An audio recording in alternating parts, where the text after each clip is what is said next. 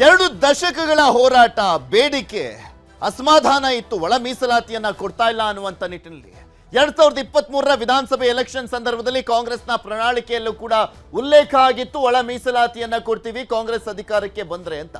ಆದ್ರೆ ಅದಾದ್ಮೇಲೆ supreme court ಕಡೆ ಯಾವಾಗಲೂ ಕೂಡ ಕೇಂದ್ರ ಸರ್ಕಾರದ ಕಡೆ ಬೊಟ್ಟು ಮಾಡಿ ತೋರಿಸುವಂತ ಕೆಲಸ ಆಗ್ತಾ ಇತ್ತು. ಯಾವಾಗ ಸುಪ್ರೀಂ ಕೋರ್ಟ್ ಆಗಸ್ಟ್ ನಲ್ಲಿ ತೀರ್ಪು ಕೊಡ್ತು ನೋಡಿ, ಒಳ ಮೀಸಲಾತಿಗೆ ರಾಜ್ಯ ಸರ್ಕಾರಗಳು ತೀರ್ಮಾನವನ್ನ ಕೈಗೊಳ್ಳಬಹುದು, ನಿಲುವುಗಳನ್ನ ಕೈಗೊಳ್ಳಬಹುದು, ಒಳ ಮೀಸಲಾತಿಯನ್ನ ಕೊಡುವಂತ ನಿರ್ಧಾರವನ್ನ ಮಾಡಬಹುದು ಅಂತ ಹೇಳ್ತಿದ್ದ ಹಾಗೆ ಫಸ್ಟ್ ಟೈಮ್ ದೇಶದಲ್ಲಿ ಒಳ ಮೀಸಲಾತಿಯನ್ನ ಘೋಷಣೆ ಮಾಡಿದ್ದು ಅದು ಅಂಬೇಡ್ಕರ್ ಅವರ ಜನ್ಮದಿನದಂದು ತೆಲಂಗಾಣ ಸರ್ಕಾರ. ಈಗ ನಮ್ಮ ರಾಜ್ಯ ಸರ್ಕಾರ ಕೂಡ ಅದೇ ನಿಟ್ಟಿನಲ್ಲಿ ಹೆಜ್ಜೆಯನ್ನ ಇಡ್ತಾ ಇರುವಂತದ್ದು. ಇವತ್ತಿನಿಂದ 18 ದಿನಗಳ ಕಾಲ ಪರಿಶಿಷ್ಟ ಜಾತಿಯ ಒಳ ಮೀಸಲಾತಿಯ ಸರ್ವೆ, ಸಮೀಕ್ಷೆಯನ್ನ ಮಾಡಲಾಗ್ತಾ ಇದೆ. ಸಾಮಾಜಿಕ, ಆರ್ಥಿಕ, ಶೈಕ್ಷಣಿಕ ಸರ್ವೆ ಇದು. ಪರಿಶಿಷ್ಟ ಜಾತಿಯ ಒಳ ಮೀಸಲಾತಿಯನ್ನ ಕೊಡುವಂತ ನಿಟ್ಟಿನಲ್ಲಿ ಸಾಮಾಜಿಕ, ಆರ್ಥಿಕ, ಶೈಕ್ಷಣಿಕ ಅಂಶಗಳ ಜೊತೆಗೆ ಟೋಟಲಿ 42 ಅಂಶಗಳನ್ನ ಪರಿಗಣಿಸಿ ಇವತ್ತಿನಿಂದ ಸಮೀಕ್ಷೆ ಆರಂಭ ಆಗ್ತಾ ಇದೆ. 18 ದಿನಗಳ ಕಾಲ ನಡೆಯುತ್ತೆ. ಪಂಗಡಗಳ ಬಗ್ಗೆ ಇಂದಿನಿಂದ ಸಮೀಕ್ಷೆ ಮಾಡಲಾಗುತ್ತೆ. ಇಂದಿನಿಂದ 3 ಹಂತಗಳಲ್ಲಿ ಮಾಹಿತಿಯನ್ನ ಸಂಗ್ರಹ ಮಾಡಲಾಗುತ್ತೆ. ಆ 3 ಹಂತ ಯಾವ್ಯಾವತ್ತು ಏನೇನು ಅನ್ನುವಂಥದ್ದನ್ನು ತೋರಿಸ್ತಾ ಇದೀವಿ.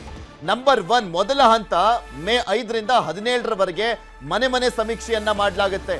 ಮೇ 5ರಿಂದ 17ರವರೆಗೂ ಮನೆ ಸಮೀಕ್ಷೆ, ಪ್ರತಿಯೊಂದು ಮನೆಗೂ ಕೂಡ ಹೋಗ್ತಾರೆ ಪರಿಶಿಷ್ಟ ಜಾತಿಯವರ ಮನೆಗೆ. ಹಂತ 2 ಮೇ 19ರಿಂದ 21ರವರೆಗೆ ಮತಗಟ್ಟೆ ಶಿಬಿರವನ್ನ ಮಾಡಲಾಗುತ್ತೆ. ಇಲ್ಲಿ ಮಿಸ್ ಆದಂತವ್ರು ಹಂತ 2 ನಲ್ಲಿ ರಿಜಿಸ್ಟರ್ ಮಾಡಬಹುದು.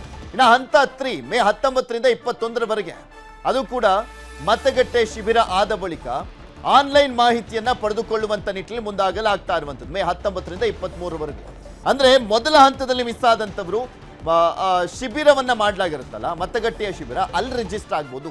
ಅಲ್ಲೂ ಆಗ್ಲಿಲ್ಲ ಅಂದ್ರೆ ಆಪ್ ಮುಖಾಂತರ ರಿಜಿಸ್ಟರ್ ಆಗ್ಬೋದು, ಆನ್ಲೈನ್ ಮಾಹಿತಿಯನ್ನ ಕೊಡಬಹುದಾಗಿದೆ. ಒಟ್ಟಿನಲ್ಲಿ ಒಳ ಮೀಸಲಾತಿಯಲ್ಲಿ ಪರಿಶಿಷ್ಟ ಜಾತಿಯವರು ಯಾರು ಕೂಡ ಮಿಸ್ ಆಗಬಾರ್ದು ಅನ್ನುವಂತ ನಿಟ್ಟಿನಲ್ಲಿ ಸಮೀಕ್ಷೆಯನ್ನ ಮಾಡಲಾಗ್ತಾ ಇದೆ. ಸಮೀಕ್ಷೆಗೆ ಶಿಕ್ಷಣ ಇಲಾಖೆಯ 55,000 ಸಿಬ್ಬಂದಿ ಮನೆಗಳಿಗೆ ತೆರಳಿ ಇಂದಿನಿಂದ ಸಮೀಕ್ಷೆಯನ್ನ ಮಾಡಲಾಗ್ತಾ ಇರುವಂತದ್ದು. ಪ್ರತಿ ಪಂಚಾಯಿತಿಯಲ್ಲಿ ತಾತ್ಕಾಲಿಕ ಕ್ಯಾಂಪ್ ಅನ್ನ ಕೂಡ ಮಾಡಲಾಗ್ತಾ ಇದೆ. ಈ ಒಳ ಮೀಸಲಾತಿಗೆ ಈ ಹಿಂದೆ ಪರಿಶಿಷ್ಟ ಜಾತಿಯ ಕೆಲವು ಸಮುದಾಯದವರು ಕೂಡ ವಿರೋಧವನ್ನ ವ್ಯಕ್ತಪಡಿಸ್ತಾ ಇದ್ರು, ಬೇಡ ಅಂತ, ಬಿಕಾಸ್ ಅವ್ರ ಮೀಸಲಾತಿಗೆ ಎಲ್ಲಿ ಕೊಕ್ಕೆ ಬಿದ್ದು ಬಿಡುತ್ತೆ ಅನ್ನುವಂತ ಕಾರಣಕ್ಕೋಸ್ಕರ.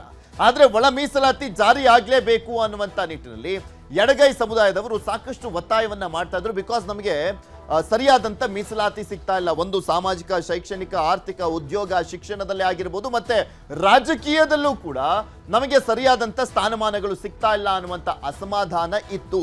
ಸೊ ಆ ಅಸಮಾಧಾನಕ್ಕೆ ತೇಪೆ ಹಚ್ಚುವಂತ ನಿಟ್ಟಿನಲ್ಲಿ ಇಲ್ಲ, ಒಳ ಮೀಸಲಾತಿಯನ್ನ ಕೊಡ್ತೀವಿ ಅಂತ ಕಾಂಗ್ರೆಸ್ ಭರವಸೆಯನ್ನ ಕೊಟ್ಟಿತ್ತು. ಆ ಭರವಸೆಯಂತೆ ಈಗ ಒಳ ಮೀಸಲಾತಿಯ ಸಮೀಕ್ಷೆಯನ್ನ ಮಾಡಲಾಗ್ತಾ ಇರುವಂತದ್ದು. 18 ದಿನಗಳ ಕಾಲ ಈ ಸಮೀಕ್ಷೆ ನಡೆಯುತ್ತೆ. ಈ ಸಮೀಕ್ಷೆಯ ಸಂದರ್ಭದಲ್ಲಿ ಸರಿಯಾಗಿ ಈ ಸಮೀಕ್ಷೆಯಲ್ಲಿ ಭಾಗಿಯಾಗಬೇಕು ಅನ್ನುವಂಥ ನಿಟ್ಟಿನಲ್ಲಿ ಆಯಾಯ ಸಮುದಾಯದವರು ಆ ಸಮುದಾಯದವರಿಗೆ ಕರೆಯನ್ನ ಕೊಟ್ಟಿದ್ದಾರೆ. ಟೋಟಲಿ ಪರಿಶಿಷ್ಟ ಜಾತಿ ಅಂತ ಬಂದಾಗ, ಅಂದ್ರೆ SC ಸಮುದಾಯ ಅಂತ ಬಂದಂತ ಸಂದರ್ಭದಲ್ಲಿ 101 ಸಮುದಾಯಗಳಿದ್ದಾವೆ, ಜಾತಿಗಳಿದ್ದಾವೆ. ಈ ಒಂದು ಬರೀ SC ಮೀಸಲಾತಿಯನ್ನ ಪಡ್ಕೊಳ್ತಾ ಇರುವಂತವರಲ್ಲೇ ನಿಮ್ಗೆ ಫಾರ್ ಎಕ್ಸಾಂಪಲ್ ಈಗ ಈ ಮೀಸಲಾತಿ ಕೊಡ್ತಾ ಇರುವಂತದ್ದು ಯಾಕೆ, ಈ ಸಮಾಜದಲ್ಲಿ ಸಾಮಾಜಿಕವಾಗಿ, ಆರ್ಥಿಕವಾಗಿ, ಶೈಕ್ಷಣಿಕವಾಗಿ ಹಿಂದುಳಿದಂಥವರು ಮೇಲ್ ಬರಬೇಕು ಅನ್ನುವಂಥ ನಿಟ್ಟಿನಲ್ಲಿ, ಮೇಲಕ್ಕೆತ್ತಬೇಕು ಅನ್ನುವಂಥ ನಿಟ್ಟಿನಲ್ಲಿ ಅವರಿಗೆ ಮೀಸಲಾತಿಯನ್ನ ಕೊಡಲಾಗಿರುವಂಥದ್ದು. ಅಟ್ ಪ್ರೆಸೆಂಟ್ ಈಗ ಪರಿಶಿಷ್ಟ ಜಾತಿಯಲ್ಲಿ 15% ಅಷ್ಟು ಮೀಸಲಾತಿ ಇದೆಯಲ್ಲ, ಈ ಒಳ ಮೀಸಲಾತಿಯನ್ನ ಕೊಟ್ಟಂತ ಸಂದರ್ಭದಲ್ಲಿ ಯಾರು ಯಾರಿಗೆ ಯಾವಾಗ ಎಷ್ಟೆಷ್ಟು ಮೀಸಲಾತಿ, ಯಾವ ಜಾತಿಯವರಿಗೆ 101 ಜಾತಿಯಲ್ಲಿ ಯಾರು ಯಾವ ಪ್ರವರ್ಗದಲ್ಲಿ ಬರ್ತಾರೆ ಅನ್ನುವಂಥದ್ದು ಕದ್ ನೋಡ್ಬೇಕು. ಇದ್ರ ಬಗ್ಗೆ ಇನ್ನಷ್ಟು ಮಾಹಿತಿಯನ್ನ ಕೊಡ್ತಾ ಹೋಗ್ತಾರೆ ನಮ್ಮ ಪೊಲಿಟಿಕಲ್ ಬ್ಯೂರೋ ಮುಖ್ಯಸ್ಥರಾಗಿರುವಂತ ಚಿದಾನ್ ಪಟೇಲ್ ನಮ್ಮ ಜೊತೆ ನೇರ ಸಂಪರ್ಕದಲ್ಲಿ ಜಾಯಿನ್ ಆಗ್ತಾ ಇದ್ದಾರೆ. ಚಿದಾನ್ ಪಟೇಲ್, ಒಳ ಮೀಸಲಾತಿ ಬೇಕು ಅನ್ನುವಂತ ನಿಟ್ಟಿನಲ್ಲಿ 2 ದಶಕಗಳಿಂದ ಹೋರಾಟ ಕೇಳಿ ಬರ್ತಾ ಇತ್ತು, ಆದ್ರೆ ಅದಕ್ಕೆ ಸೊಪ್ಪಾಕಿರ್ಲಿಲ್ಲ. ಅದಾದ ನಂತರ 2023 ಎಲೆಕ್ಷನ್ಗೂ ಮುಂಚೆ ಪ್ರಣಾಳಿಕೆಯಲ್ಲಿ ಭರವಸೆಯನ್ನ ಕೂಡ ಕೊಟ್ಟಿತ್ತು ಕಾಂಗ್ರೆಸ್ ಸರ್ಕಾರ.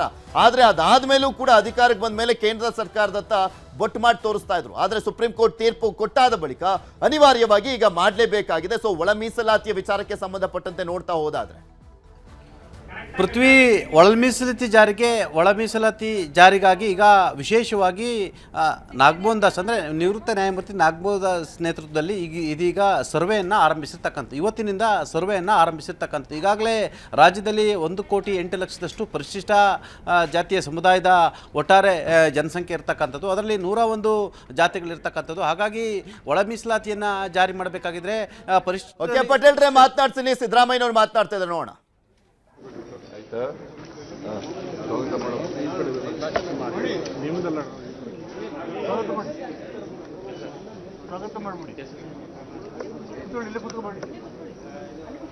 ಇಲ್ಲೇ ಪಕ್ಕದಲ್ಲಿ ಕೂತ್ಕೊಳ್ಳಿ, ಇಲ್ಲೇ ಕೂತ್ಕೊಬೇಡಿ ಮಾಡಿ, ಇಲ್ಲಿ ಕೂತ್ಕೊಳ್ಳಿ.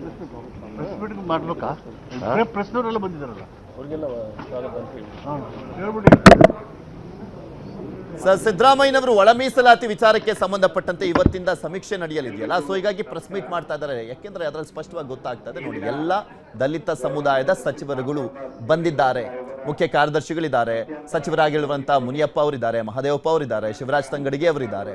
ಈ ರೀತಿಯಾಗಿ ಆ ಸಮುದಾಯದ ದಲಿತ ಸಮುದಾಯದ ಸಚಿವರುಗಳ ಜೊತೆಗೆ ಈ ಸುದ್ದಿಗೋಷ್ಠಿಯನ್ನ ಮಾಡಲಾಗುತ್ತೆ. ಯಾವ್ಯಾವ ರೀತಿಯಾಗಿ ಈ ಒಂದು ಸಮೀಕ್ಷೆಯನ್ನ ಮಾಡಲಾಗ್ತದೆ, 3 ಹಂತದಲ್ಲಿ ಸಮೀಕ್ಷೆ ಅಲ್ವಾ, ಯಾವ ರೀತಿಯಾಗಿ ಮಾಡಲಾಗ್ತದೆ, ಇದು ಎಷ್ಟು ಮಟ್ಟಿಗೆ ಹೆಲ್ಪ್ ಆಗ್ತದೆ, ನಮ್ಮ ಸರ್ಕಾರ ಎಂತಹ ಒಂದು ನಿರ್ಧಾರವನ್ನ ಕೈಗೊಂಡಿದೆ, ಇದೆಲ್ಲದ್ರ ಬಗ್ಗೆ ಸವಿಸ್ತಾರವಾಗಿ ಮಾತಾಡಲಿದ್ದಾರೆ ಸಿದ್ದರಾಮಯ್ಯ ಅವರು. ಯಾರೆಲ್ಲ ಭಾಗಿಯಾಗಿದ್ದಾರೆ ಅಧಿಕಾರಿಗಳು ಹಾಗೆ ಸಚಿವರುಗಳು, ಅದರ ದೃಶ್ಯಾವಳಿಯನ್ನು ಕೂಡ ನಿಮಗೆ ತೋರಿಸ್ತಾ ಇದೀವಿ. ಇವತ್ತಿನಿಂದ ನ್ಯಾಯಮೂರ್ತಿಗಳಾಗಿರುವಂಥ ನಾಗಮೋಹನ್ ದಾಸ್ ಅವರ ನೇತೃತ್ವದಲ್ಲಿ ಏನು ಆಯೋಗ ರಚನೆ ಮಾಡಲಾಗಿತ್ತು, ಅವರು ಸಮೀಕ್ಷೆಯನ್ನ ಮಾಡ್ತಾ ಹೋಗ್ತಾರೆ. ಮಹದೇವಪ್ಪರವರು ಕೂಡ ಭಾಗವಹಿಸ್ತಾ ಇದ್ದಾರೆ. ಅವರಿಗೆ ತಮ್ಮೆಲ್ಲರ ಪರವಾಗಿ ಸ್ವಾಗತವನ್ನು ಕೋರ್ತಾ ಇದ್ದೇನೆ. ಮಾನ್ಯ ಹಿಂದುಳಿದ ವರ್ಗಗಳ ಕಲ್ಯಾಣ ಮತ್ತು ಕನ್ನಡ ಮತ್ತು ಸಂಸ್ಕೃತಿ ಇಲಾಖೆಯ ಮಾನ್ಯ ಸಚಿವರಾದ ಶ್ರೀ ಶಿವರಾಜ್ ತಂಗಡಿ ಅವರು ಕೂಡ ಸಭೆಯಲ್ಲಿ ಭಾಗವಹಿಸ್ತಾ ಇದ್ದಾರೆ. ಅವರಿಗೆ ತಮ್ಮೆಲ್ಲರ ಪರವಾಗಿ ಸ್ವಾಗತವನ್ನು ಕೋರ್ತಾ ಇದ್ದೇನೆ. ಮಾನ್ಯ ಆಹಾರ ಮತ್ತು ನಾಗರಿಕ ಸರಬರಾಜು ಸಚಿವರಾದ ಶ್ರೀ ಕೆ.ಎಚ್. ಮುನಿಯಪ್ಪರವರು ಕೂಡ ಸಭೆಯಲ್ಲಿ ಭಾಗವಹಿಸ್ತಾ ಇದ್ದಾರೆ. ಅವರಿಗೆ ತಮ್ಮೆಲ್ಲರ ಪರವಾಗಿ ಸ್ವಾಗತವನ್ನು ಕೋರ್ತಾ ಇದ್ದೇನೆ. ಮಾನ್ಯ ಶಾಸಕರು ಬಂಗಾರಪೇಟೆ ವಿಧಾನಸಭಾ ಕ್ಷೇತ್ರ ಶ್ರೀ ಎಸ್ ಎನ್ ನಾರಾಯಣಸ್ವಾಮಿ ಅವರು ಕೂಡ ಭಾಗವಹಿಸ್ತಾ ಇದ್ದಾರೆ. ಅವರಿಗೆ ತಮ್ಮೆಲ್ಲರ ಪರವಾಗಿ ಸ್ವಾಗತವನ್ನು ಕೋರ್ತಾ ಇದ್ದೇನೆ. ಮಾನ್ಯ ವಿಧಾನ ಪರಿಷತ್ತಿನ ಶಾಸಕರಾದ ಶ್ರೀ ಸುಧಾಮ್ ದಾಸ್ ಅವರು ಕೂಡ ಸಭೆಯಲ್ಲಿ ಭಾಗವಹಿಸ್ತಾ ಇದ್ದಾರೆ. ಅವ್ರಿಗೂ ಕೂಡ ತಮ್ಮೆಲ್ಲರ ಪರವಾಗಿ ಸ್ವಾಗತವನ್ನು ಕೋರ್ತಾ ಇದ್ದೇನೆ. ಮಾನ್ಯ ಮುಖ್ಯ ಕಾರ್ಯದರ್ಶಿಗಳು ಭಾಗವಹಿಸ್ತಾ ಇದ್ದಾರೆ. ಅವ್ರಿಗೂ ಕೂಡ ತಮ್ಮೆಲ್ಲರ ಪರವಾಗಿ ಸ್ವಾಗತವನ್ನು ಕೋರ್ತಾ ಇದ್ದೇನೆ. ಮಾನ್ಯ ಮುಖ್ಯಮಂತ್ರಿಗಳ ಸಲಹೆಗಾರರಾದ ಶ್ರೀ ನಜೀರ್ ಸರ್ ಕೂಡ ಭಾಗವಹಿಸ್ತಿದ್ದಾರೆ. ಅವ್ರಿಗೂ ಕೂಡ ತಮ್ಮೆಲ್ಲರ ಪರವಾಗಿ ಸ್ವಾಗತವನ್ನು ಕೋರ್ತಾ ಇದ್ದೇನೆ. ಈ ಸಭೆಯಲ್ಲಿ ಆಗಮಿಸುವ ಎಲ್ಲ ಪತ್ರಿಕಾ ಮಾಧ್ಯಮದವರಿಗೂ ಕೂಡ ಸ್ವಾಗತವನ್ನು ಕೋರ್ತಾ ಮಾನ್ಯ ಮುಖ್ಯಮಂತ್ರಿಯವರು ಈ ಪತ್ರಿಕಾ ಪ್ರಕಟಣಾ ಸಭೆಯನ್ನ ನಡೆಸಿಕೊಡ್ಬೇಕು ಅಂತ ತಮ್ಮೆಲ್ಲರ ಪರವಾಗಿ ಕೋರ್ಕೊಳ್ತೇನೆ.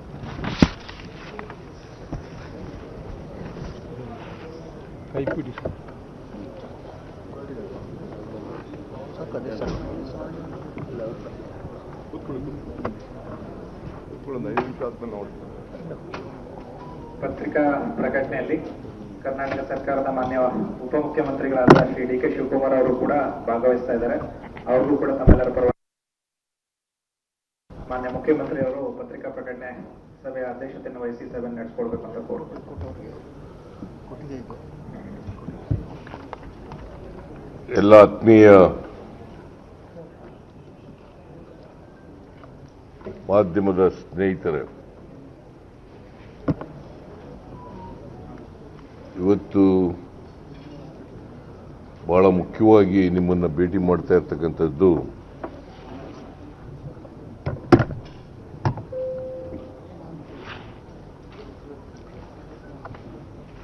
ಇವತ್ತಿನಿಂದ 17ನೇ ತಾರೀಕಿನವರೆಗೆ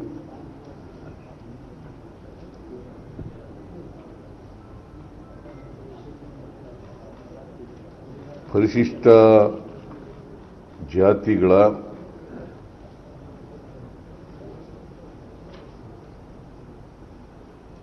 ಗಣತಿ ನಡೀತಾ ಇದೆ.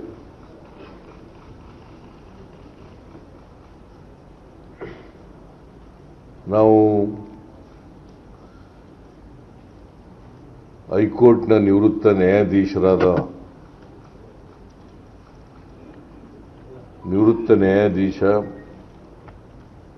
ಶ್ರೀ ನಾಗಮೋಹನ್ ದಾಸ್ ಅವರ ಅಧ್ಯಕ್ಷತೆಯಲ್ಲಿ ಏಕಸದಸ್ಯ ಆಯೋಗವನ್ನು ರಚನೆ ಮಾಡಿದ್ದೀವಿ. ಏಕಸದಸ್ಯ ಆಯೋಗವನ್ನು ರಚನೆ ಮಾಡಿದ್ದೀವಿ. ಅವ್ರಿಗೆ ಕೊಟ್ಟಿರ್ತಕ್ಕಂಥ ಜವಾಬ್ದಾರಿ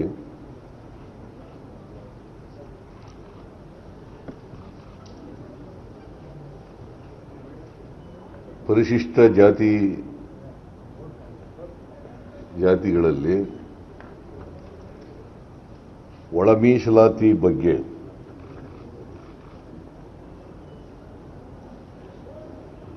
ನಿಖರವಾದಂಥ ವರದಿಯನ್ನು ಕೊಡಲಿಕ್ಕೋಸ್ಕರವಾಗಿ ಈ ಆಯೋಗವನ್ನು ರಚನೆ ಮಾಡಿದ್ದೀವಿ. ನಿಮಗೆಲ್ಲ ಗೊತ್ತಿರೋ ಹಾಗೇನೆ ಆರ್ಟಿಕಲ್ 341 ಅದರ ಪ್ರಕಾರ ಪರಿಶಿಷ್ಟ ಜಾತಿಗಳಲ್ಲಿ 101 ಜಾತಿಗಳನ್ನು ಗುರುತಿಸಿದ್ದಾರೆ.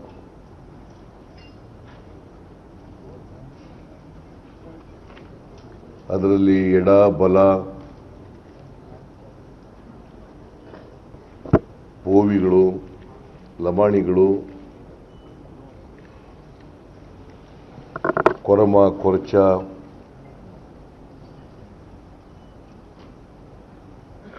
ಇತರೆ ಜಾತಿಗಳೆಲ್ಲ ಬರ್ತವೆ. ಅದರಲ್ಲಿ ಇತರೆ ಉಪಜಾತಿಗಳೆಲ್ಲ ಬರ್ತವೆ.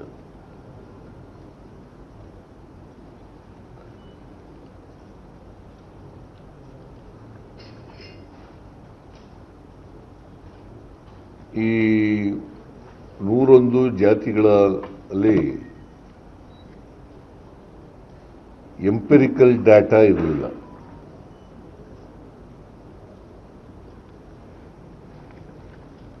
ಯಾಕಂತಂದ್ರೆ ಸದಾಶಿವ ಆಯೋಗ ವರದಿ ಕೊಟ್ಟಾಗ 2011ರ ಜನಗಣತಿ ಮೇಲೆ ಆಧಾರದಲ್ಲಿ ಜನಸಂಖ್ಯೆಯನ್ನು ಗುರುತಿಸಿದರು.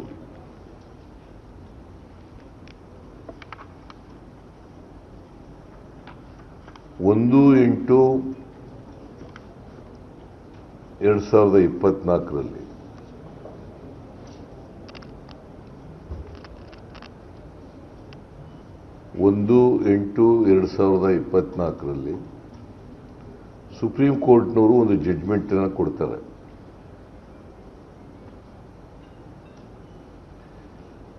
ಇದು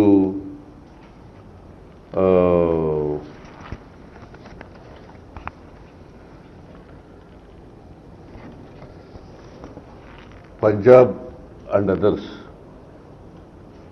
versus Devinder Singh and others. Punjab and others versus Devinder Singh and others 2024 August 1ನೇ ತಾರೀಕು ಈ ಜಡ್ಜ್ಮೆಂಟ್ ಅನ್ನು ಕೊಡ್ತಾರೆ. ಸಂವಿಧಾನದಲ್ಲಿ ಒಳ ಮೀಸಲಾತಿ ಮಾಡಲಿಕ್ಕೆ ಅವಕಾಶ ಇದೆ ಅಂತೇಳಿ ಆಯಾ ರಾಜ್ಯಗಳಿಗೆ ಅಧಿಕಾರ ಕೊಡ್ತಾರೆ.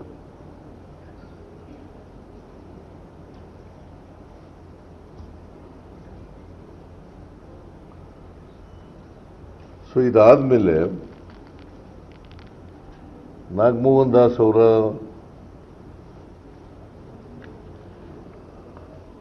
ಅಧ್ಯಕ್ಷತೆಯಲ್ಲಿ ಆಯೋಗವನ್ನು ರಚನೆ ಮಾಡಿದ್ದು.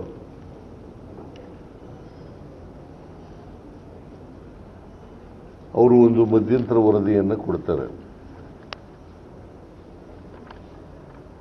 ಆ ಮಧ್ಯಂತರ ವರದಿನಲ್ಲಿ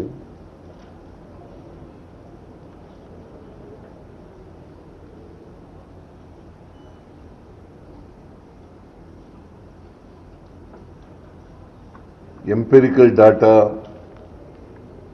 ಇರಲೇಬೇಕು ಅಂತಕ್ಕಂಥ ಮಾತುಗಳನ್ನು ಹೇಳ್ತಾರೆ. ಯಾಕಂತಂದ್ರೆ ಕೆಲವರು ಪರಿಶಿಷ್ಟ ಜಾತಿ ಸೇರಿದಂಥವ್ರು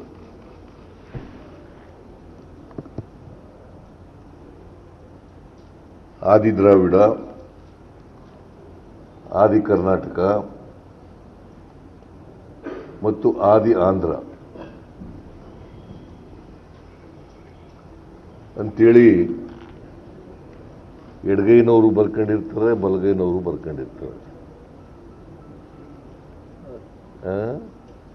ಎಡಗೈನವರು ಬರ್ಕೊಂಡಿರ್ತಾರೆ, ಬಲಗೈನವರು ಬರ್ಕೊಂಡಿರ್ತಾರೆ.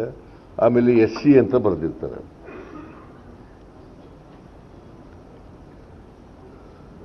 ಇವರು ನಿರ್ದಿಷ್ಟವಾಗಿ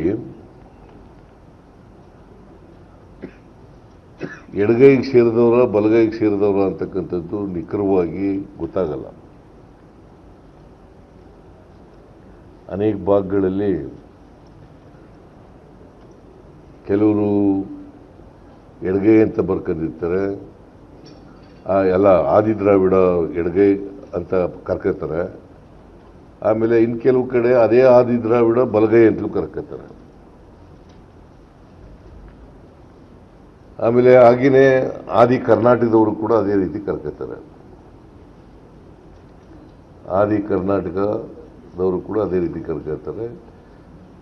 ಆದಿ ದ್ರಾವಿಡರು ಕೂಡ ಹಂಗೆ ಅದೇ ರೀತಿ ಆಮೇಲೆ ಆದಿ ಆಂಧ್ರ ಅವರು ಕೂಡ ಕರ್ಕೋತಾರೆ. ಹಾಗಾಗಿ ನಿಖರವಾಗಿ ಯಾರು ಎಷ್ಟು ಜನಸಂಖ್ಯೆ ಇದ್ದಾರೆ ಅಂತಕ್ಕಂಥದ್ದು 2011ರ ಜನಗಣತಿ ಮೂಲಕ ಗೊತ್ತಾಗಲ್ಲ.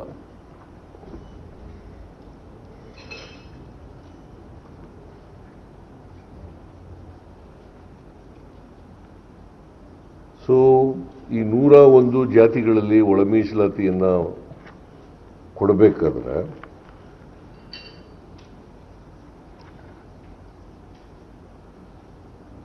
ನಿರ್ದಿಷ್ಟವಾದಂಥ ಅಂಕಿಅಂಶಗಳು ಬೇಕಾಗ್ತದೆ. ಜಾತಿ ಬಗ್ಗೆ ನಿರ್ದಿಷ್ಟವಾದಂಥ ಅಂಕಿಅಂಶಗಳು ಬೇಕಾಗ್ತದೆ.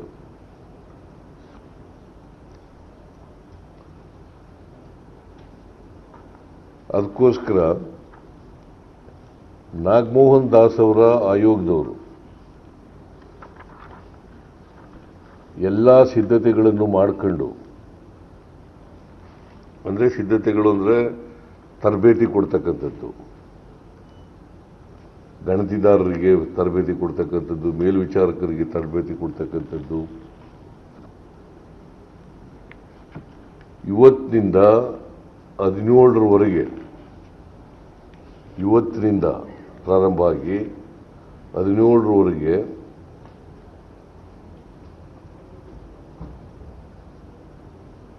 ಎಂಪಿರಿಕಲ್ ಡಾಟಾವನ್ನು ಕಲೆಕ್ಟ್ ಮಾಡ್ತಕ್ಕಂಥ ಕೆಲಸವನ್ನು ಮನೆಗೆ ಹೋಗಿ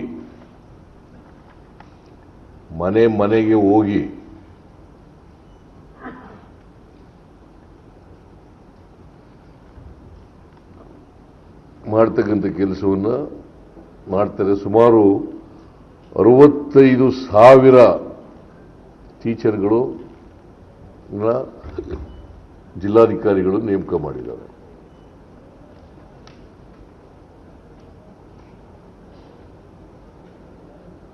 $65,000 ಅಂದರೆ ಅವರಿಗೆಲ್ಲ ಎನ್ಯುಮರೇಟರ್ಸ್ ಅಂತ ಕರೀತಾರೆ. 10 ರಿಂದ 12 ಜನಕ್ಕೆ ಒಬ್ಬ ಮೇಲ್ವಿಚಾರಕರು ಇರ್ತಾರೆ.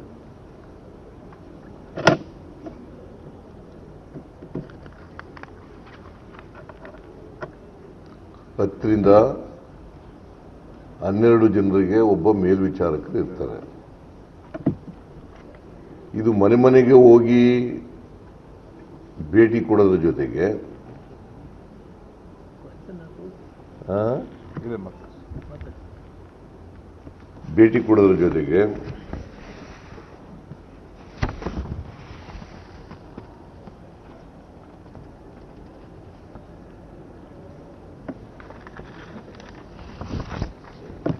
ಅವರು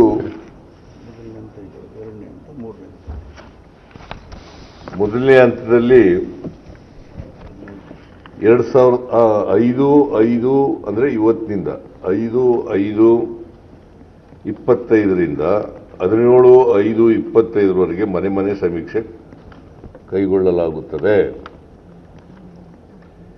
ಎರಡನೇ ಹಂತದಲ್ಲಿ 19/5/2025ರಿಂದ 21/5/25 ವಿಶೇಷ ಶಿಬಿರಗಳಲ್ಲಿ ಸಮೀಕ್ಷೆ ಹಮ್ಮಿಕೊಳ್ಳಲಾಗಿದೆ.